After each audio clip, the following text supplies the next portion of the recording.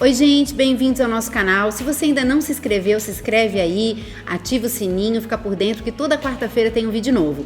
O tema de hoje é algo que deixa normalmente os pais muito preocupados. Nós vamos falar sobre como lidar com a febre. É importante lembrar que a febre não é a doença em si.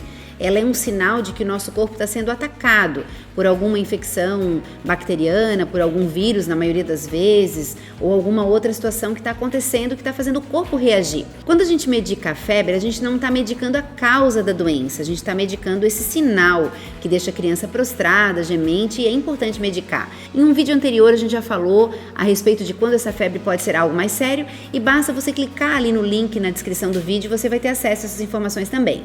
A gente deve medicar a criança não só baseada em um número.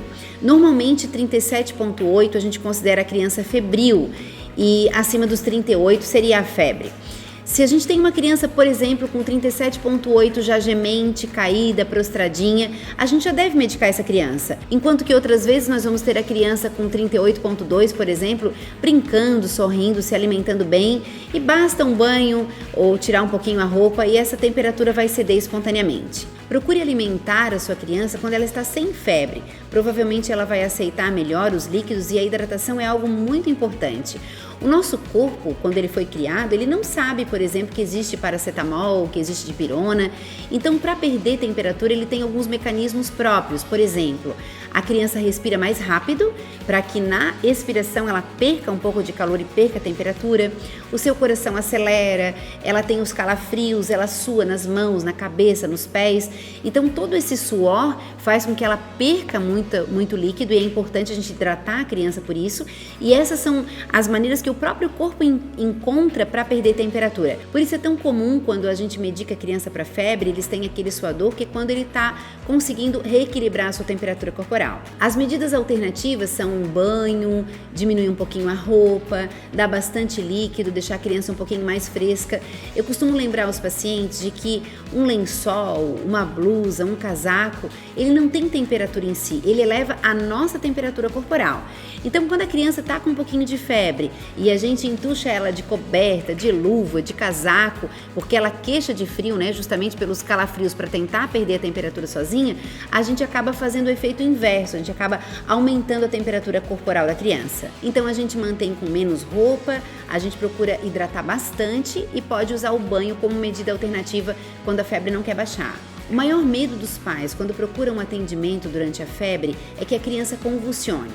A convulsão febril, apesar de ser um evento assim muito difícil de a gente encarar no próprio filho, né, de presenciar, ele é um evento benigno, ele não sequela, ele não tem a ver com a epilepsia da criança, é uma condição totalmente autolimitada, ela costuma acontecer entre 6 meses e 5 a 6 anos, é um pouco mais comum nos meninos e ela tem relação com a incapacidade do cérebro daquela criança de suportar o aumento da temperatura. As crianças que têm convulsão febril podem convulsionar com 38, não é porque ela chegou a 40 que ela vai convulsionar. E as crianças que não têm a predisposição nem a idade de risco para a convulsão febril podem estar com 39, 40 e não vão chegar a uma convulsão. A história familiar também é algo importante e é comum que as crianças da mesma família sofram de convulsão febril. Como a gente falou no início do vídeo, a maioria das infecções quando uma criança tem febre acontece por causa de um vírus.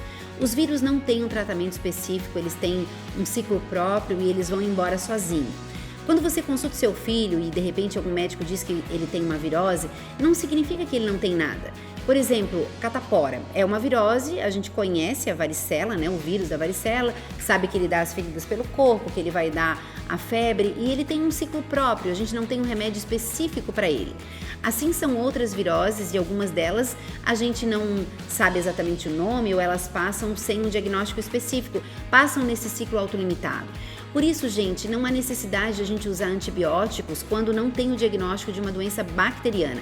Bactérias são mortas pelos antibióticos.